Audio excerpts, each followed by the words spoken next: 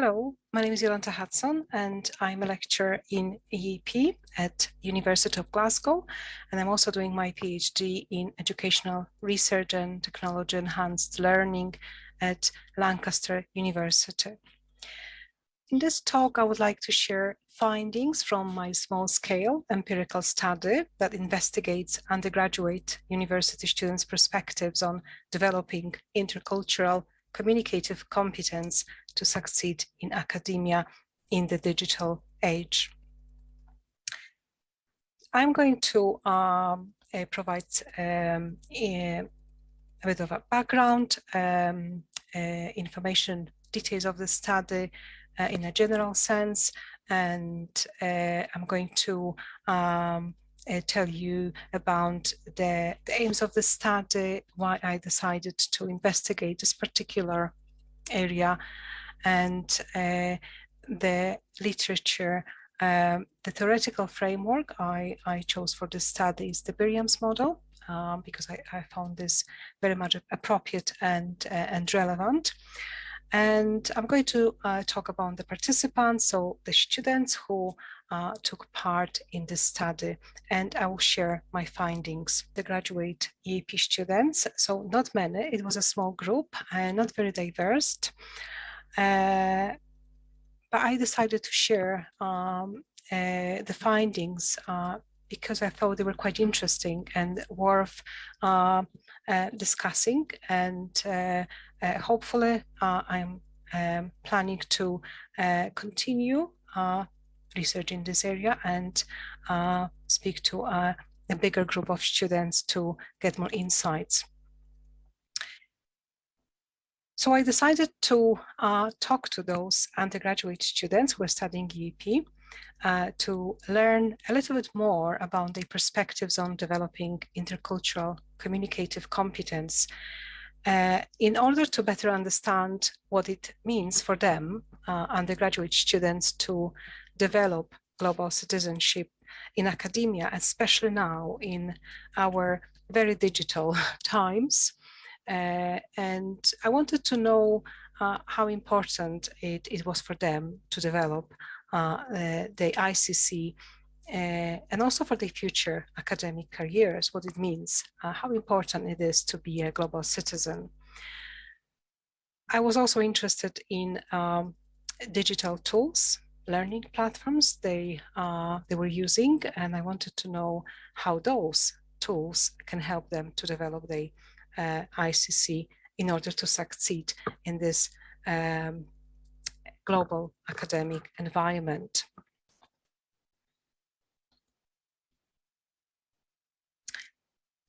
The importance of intercultural citizenship, I think, has become prominent in higher education, and the increased use of digital tools and platforms in academia has been shaping EAP instruction, providing students with opportunities to develop not only the academic, but also intercultural competences so they can engage in global communication that I think is very much required from a university student in current times.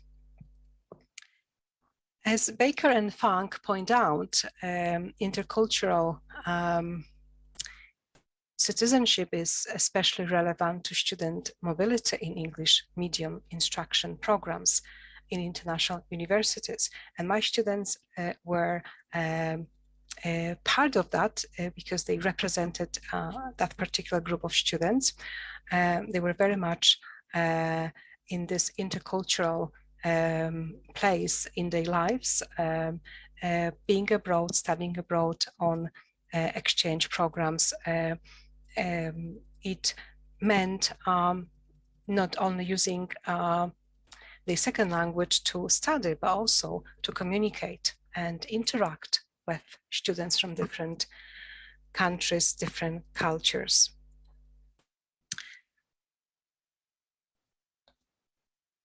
One of the main aims, as we know, of EAP is to help our students to develop appropriate and useful communication skills so they can interact in intercultural situations within the both local as well as global communities. However, with the rapid expansion of globalization and digitalization in academia, as we have seen in recent years, students' perspectives on intercultural communicative competence that seems to be needed to successfully engage in global communication during and after university studies might have changed. And that was the reason I wanted to know a little bit more. This is what I thought. Because of those changes, because of globalization, because of the increased use of technologies in our times, I wanted to know if, in fact, perspectives on ICC have changed. And although theoretical discussions on incorporating intercultural citizenship into education have taken place over the years, as we've seen, I think there has not been much empirical research done on this that would involve students to see the problem from their point of view. And I believe many research studies have discussed the importance of intercultural citizenship in higher education, from what I have read so far. But I think only a few have investigated aspects of developing ICC through the eyes of undergraduate students who are studying abroad in our times with the increased use of digital tools and platforms. And that was one of the reasons I wanted to know from them, to know their experience and their perspectives. The ICC Byram's model and EAP, that was the reason I decided to use the model, because I thought it was very much related to aspects of language and also culture. And this is what I wanted to investigate. Using this particular model, I believe enabled me to look at the problem from the right angle. Worth mentioning, the ICC model was initially developed in relation to the Council of Europe's project, which was to construct the common European framework of reference for languages, very, I think, popular, well-known among EAP and English language or other languages teachers. So that was developed in 1990s, quite some time ago. And the Byram's model that was developed in 1997, which obviously is not new, although is still relevant in many different ways. It refers to attitudes, knowledge, skills of interpreting and relating, skills of discovery and interaction, and critical awareness. And it has been of particular importance in the area of language education, because it have influenced language course designs and curriculum development in many different countries around the world. As I said before, the Byram's model, I found it relevant to look at the problem of the ICC in terms of both language and culture. Because ICC is described as an important factor in developing effective language skills by second language learners through engaging and communicating with other cultures. And I think it's fair to say it equally focuses on both language and culture. As Lopez Roja points out in this view, developing ICC enables second language speakers to not only communicate effectively with others, considering their point of view, but also helps them to build relationships with them. And while IC is seen by Byram as people's ability to interact in their own language with the people from another country and culture, ICC, according to Byram, is the ability to interact with people from another country and culture in a foreign language. And that was the reason I focus on this particular aspect, because it considered language learning, which I was very much interested in.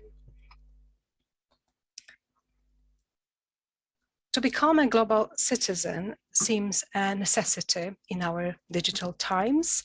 Therefore, language and other related fields educators, including myself, strive to find ways to integrate intercultural competence into our courses. We do this to enable our students to develop a deep intercultural learning. However, I think, as research suggests, knowing about someone's culture is not always enough to become a global citizen, and students should be able to go further when examining cultures by engaging with those representing different cultures. Therefore, students who undertake courses abroad should have opportunities to interact and engage in exchanges with speakers of the host country. Interestingly, a study that involved postgraduate international students studying at a UK university revealed that both English language proficiency and intercultural competence had a significant impact on the academic success, as well as psychological well-being and life satisfaction. The above views and findings show that in order to become global citizen in higher education, students need opportunities to not only learn about and be exposed to other cultures, but also engage in exchanges with larger multicultural communities.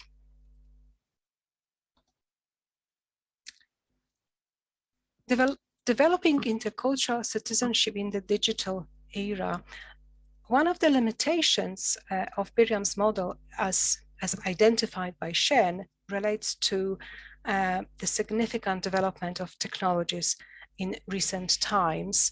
As we know, things have changed since the 90s. The way we communicate, the way we exchange information, the way we interact is different. Now, as we have seen through the years since the 90s, the development of social media and the widespread use of the internet they have significantly increased. Also, things like online text and the use of visuals to share and communicate cultural content has drastically changed the meaning of ICC that is required to succeed in academia. What we did in the past, we relied on face-to-face interaction. What we have seen in recent years is computer-mediated communication. So the use of social media, the use of the internet, the use of online communication globally has reshaped the way we communicate. Although there has not been much research done on developing intercultural citizenship in academia via the use of technologies, the study conducted by Yang et al. Reveals that multicultural team working is likely to be a considerable transferable skill for graduates, contributing on the evidence of the study to the academic success.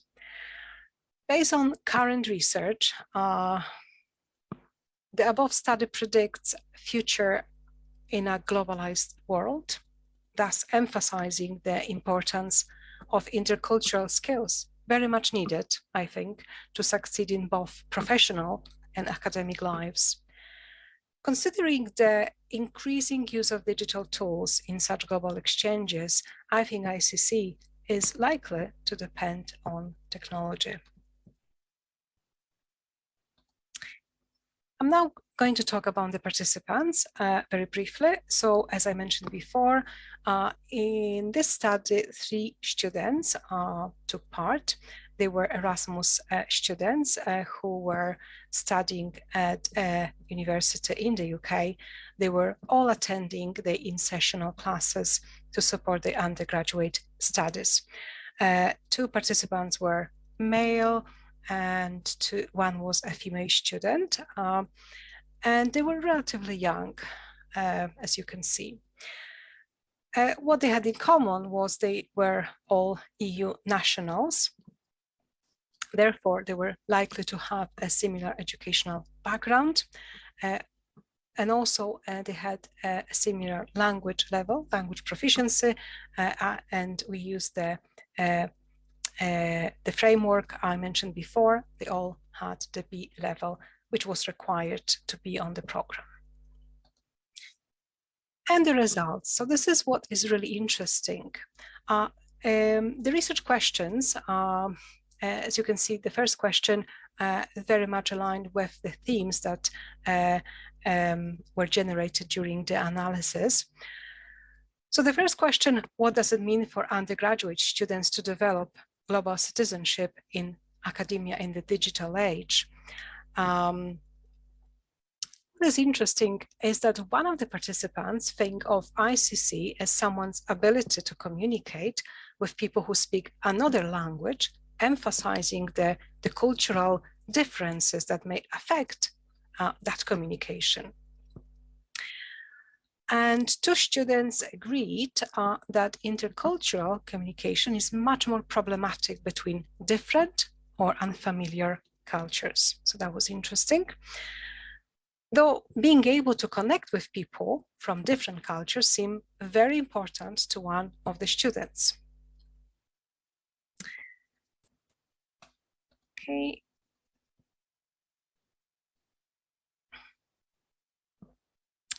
The importance of developing intercultural communicative competence for undergraduate students in the development of the academic careers. This was an interesting question, and many interesting responses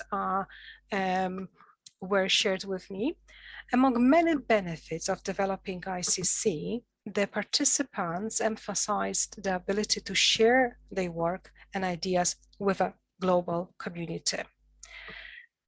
However, for undergraduate students, developing ICC may not always mean the same as for postgraduate students who may be involved in bigger projects. For example, they may be doing their PhD research, but 2 students see the importance of developing ICC for their future academic careers. They sort of looked ahead.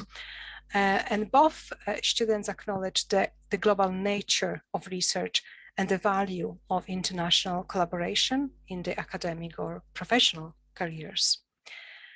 And as the third student adds, it can challenge or even change common conceptions or practices in academia.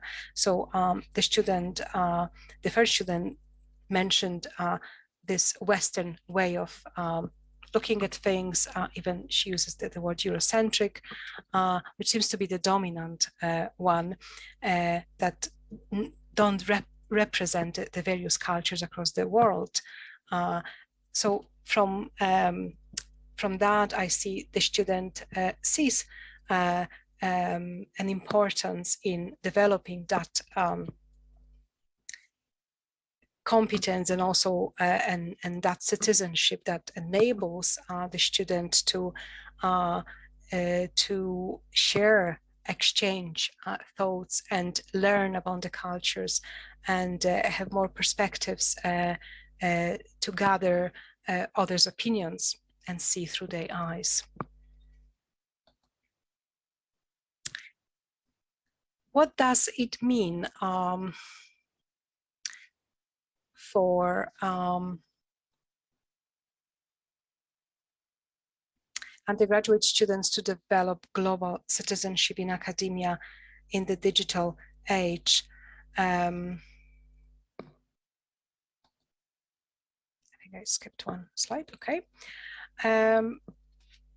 The students see certain social media as useful tools to understand how others feel and think, their ways of thinking and who they are, so people from different cultures.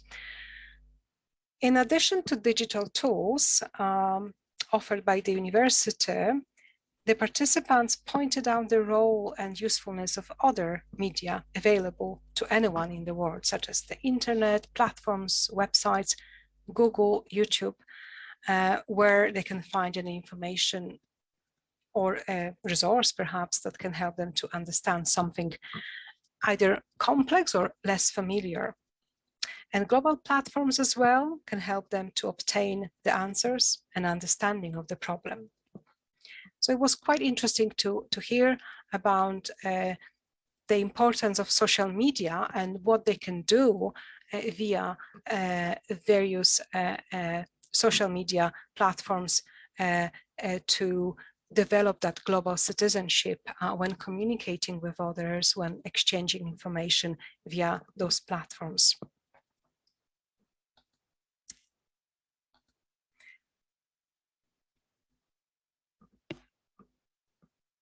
They see a value in being able to understand the way students or academics representing different cultures think and understand the same problems. The results of the study suggest that although undergraduate students may not be fully familiar with the term global citizenship and all its aspects, students see a value in being able to understand the way students or academics representing different cultures think and understand the same problems. Therefore, they see ICC as an important competence needed for their postgraduate studies and professional careers, particularly in current digital times where the internet, social media, and online platforms are used to study, and the ability to communicate with global community. So that was quite significant. They recognized the importance of developing effective intercultural communication competence within the academic communities, which in this case is the class groups, as well as globally. For example, when reading academic text, online forums, engaging in online communication in many different ways, or simply conducting a small research project using the internet. The research in this area shows that to become global citizen in current times, students need opportunities to engage in communication within not only the local, but larger communities. And although they do not see ICC as a significant factor in achieving the short-term academic goals, they see it as something useful and important that enables them to communicate and understand other cultures and the people, both locally and globally. However, there are some limitations. As the results show, second language learners may associate their lack of or little understanding of other cultures with the second language competence rather than ICC, even though ICC equally focuses on both language and culture. Although, as Shen points out, the widespread use of the internet to communicate has changed the meaning of ICC, thus BYRAM'S ICC model may not fully reflect the way intercultural communication takes place in current times. As I said before, because things have changed since the 90s, so obviously not everything will be as relevant as it was.